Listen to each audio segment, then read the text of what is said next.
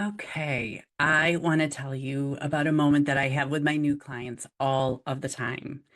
Almost every single one. We are sitting on a Zoom call, and somewhere in the middle of the conversation, they say something like, Jen, I have to tell you about something really weird that happened, and I don't know what to do about it. I laughed. And I don't mean just like a little crack of my smile. I mean a full actual laugh. My husband said something that made me laugh. And then for 1 second, I felt like I forgot. Like I felt so guilty that I was laughing. Like I was in panic because what kind of a mother laughs when her baby died? And I remember feeling that so much. The guilt of honestly just laughing. And every time I want to reach out and I want to put my hands on hers and hug her and just say, You're not the first person to ever say this to me. You don't need to be ashamed. You will not be the last. And I felt it just like that myself. And I have something that I want you to know about what happens in that moment. I remember because I had two little boys. I had the two little boys at the time, and they were so sweet and they were so joyful. I remembered really struggling with how does that, like, how do I do this? How do I find joy and enjoyment in these sweet angels that I have? But also, what does that mean? What does that mean if I'm laughing at them and living my life and we're doing fun things and we're enjoying life? And then what happens to these babies that I lost, to these twins? And I really, really struggled with that. So I want you to know this is not just you if you're feeling this way. And it's something a lot of moms are embarrassed to say. And they really don't say it to anyone except to me because I understand this. And this is the exact conversation that I have with moms all the time. And what's happening is the laugh isn't the problem. It's what happens after, which is that moment where you're like, oh, the panic, the freeze, when you're just like, wait, what am I doing? Who am I? What kind of a person would do this? What does this mean about me? And so you have this mental loop that's going on and on and on because on one hand, you're really wanting to feel like yourself. You're really wanting to get back into that normal part where you're enjoying your family or you're laughing with your friends, you and your partner are laughing and having a good time. But right next to that, you feel this urge. Maybe it's even like a commitment to your baby. Like you are the one that holds the memory of this baby. What you've seen in the past few weeks or months or years is that no one else remembers them, right? No one else remembers them like you do. So you are committed to keeping this baby's memory alive and you owe them this. And almost like the grief is the proof of how much you love them. The grief is the proof that they were here. They were here. See, can't you see how sad I am? It's because I lost my baby. And if I laugh and let my guard down, it must mean that I'm forgetting them and that I must not actually have loved them as much as I said I did.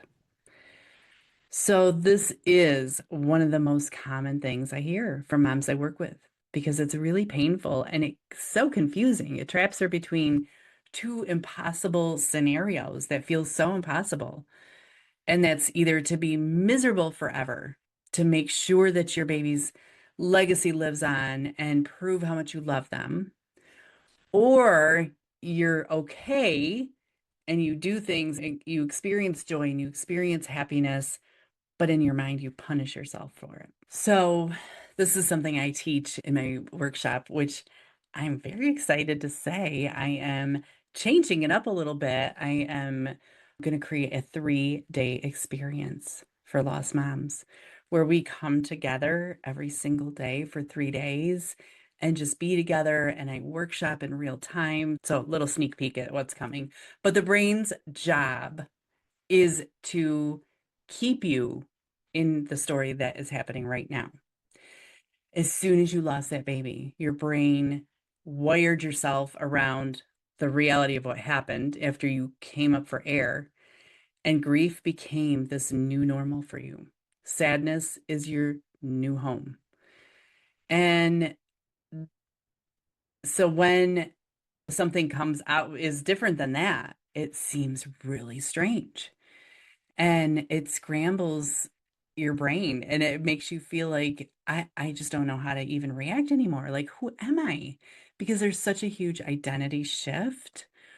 But when there's not a baby to take care of, when there is nothing to do, when you thought this season was going to be so busy for you, quite often what happens is guilt becomes your job. Guilt becomes the thing that you do. And so you find places everywhere you can to take you back to hold on to that memory. The trouble with that is somewhere along the way, you start believing that feeling like this, feeling guilty means that you love them, that being in pain means you're being a good mother to the baby that you lost. And that was something that I did for a really long time. I thought as long as, I mean, my life was over as I knew it, and I was pretty sure there was nothing else to look forward to. My life was ruined. I would never be the same. I could prove it. I made my husband suffer. I made my kids suffer. Everyone suffered because I was so determined to never be any shred of who I was before. But what I realized after a long time is that that was not serving my baby's memory. That was not keeping them alive. That was only thinking about the awful stuff. And it wasn't honoring the time that I had with them, the dreams that I did get to have because of them. And it didn't honor how I wanted to how I wanted to live my life. Because as you know, once you experience this kind of loss, you have such a different outlook on life. You appreciate things most people don't ever get to know that they need to appreciate. You become a better mother to the children you have. You can become a better partner. It takes work, but you can become a better partner because we get to the place where we thought no one else will ever understand this loss and what it meant for us. So we are going to hang in there. And this is the opportunity that you can do. And I am not one to do toxic positivity. I will not do toxic positivity and tell you to move on and that's how you get past it. No. What I love for moms to think about that is bringing your baby with you. Like, what if you could laugh at something your husband said? What if you could laugh at that show on television and just know that that in no way was is being disloyal to your baby, that your baby would want you to live that way. Your baby would want you to be a good parent to the kids that were here before them. Your baby would want you to be a great mom to the baby that you have after because you have this whole new world, the whole new way that you see this new baby in a totally different, more appreciative way than you ever did before. And that's because of your baby, because you're bringing that baby's love with you. You're not leaving anything behind. And once you realize that you can do that, it is so freeing because then you get to put down the beat up stick. You get to put down that stick that you keep beating yourself up with. And just know, like, you're human. This is an impossible situation. No one knows how to react to these things. There is no manual.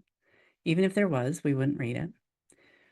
But by being happy, by making plans, that was another thing. I refused to make plans because I had a very big lesson that life doesn't go as planned. And so I just was not setting myself up for failure ever again. But what if you did? And what if those plans worked out? What if you did decide to have another baby? What if that baby was born and brought you so much joy? And then that truly is the way to honor the baby that you lost, is by living. Your body and your mind are doing whatever they can to keep you alive, right or wrong. If you laugh, it's okay. It's just your body saying, we need to breathe for a second. And it's okay. The laugh is not a sign of betrayal. The laugh is survival sometimes. And sometimes that is the thing that breaks you out of it. So, this is the kind of things that my clients and I work on together. I talk so much to them about neuro-linguistic programming, which is the process that I teach them on how to say things in a way that become true for them. Because your brain will make whatever you say become the truth. And that's what neuro-linguistic programming does. So, how can we hack it so that it tells us things that are much more kind, easy, that feel just better all the way around? How can we do that? So, refusing to let those thoughts come in, they're going to come. They're going to come. But what I teach my client is what happens when they come? Do you just believe them to be true? Do you repeat them? Or do you talk back to it and say, yeah, I know. I know I feel really weird for laughing right now. And it does not feel like I deserve to laugh, that I should be laughing. My life is a mess. But this is how I'm going to honor my baby. This is how I refuse to let this grief ruin my life because my baby would not want that for me. Don't let the grief run the show. You take charge. The grief is going to be there. It's been 26 years for me and it's still there. What I do now is I'm in charge of it though. I'm in charge of what happens. I'm in charge of how I think about it and how I feel about it. And I have chosen to think and feel about it a whole different way. I had a client who told me that she had didn't think that she'd laughed in like 8 months. 8 months. That's a long time. And the first time she did, she called me crying. Now we've done a lot of this work. We've reframed what that means. We've given her permission to be happy again. That's a lot of what I do with my clients because that was what was lacking for me is someone to give me permission to say, it's okay for you to still be in pain, but it's also okay for you to keep going and create a life that looks way different than you thought it was going to because they both can be there. So the next time you catch yourself laughing and you start to feel that panicky, because I know you have, say one sentence out loud to yourself. That was just a laugh. I'm still the baby's mom. The laugh did not change what happened. The laugh did not make anything better or worse. And it's just a laugh. And right now, it's okay. Give yourself permission and stop that. Stop your brain from trying to tell you that there's something wrong with you because it will. Your brain will just keep going until you stop it and say, it's okay. I'm okay. It's okay for me to laugh and still know that I am in pain and that my baby's still here. So, my request for you this week is to lay down that beat up stick. I want to give you permission, not because you need my permission, but if you laugh, it's okay. I'm pretty sure no one has told you that yet, so I'm going to. You have permission to smile if it comes up. You have permission to laugh without a panic attack. You have permission to have a moment that feels almost normal again and not punish yourself for it for the rest of the day. You have permission to feel a flash of joy and not mistake it for that you're forgetting about your baby. You have permission to be a human being who is coping the best she can in a situation that no one should ever have to cope. Laughing will not change what happened. Smiling does not change what happened. Having a good 10 minutes does not take anything away from your baby. You still love your baby, and none of that will change ever. None of that is at risk. You're not betraying, you're not forgetting, you are just surviving.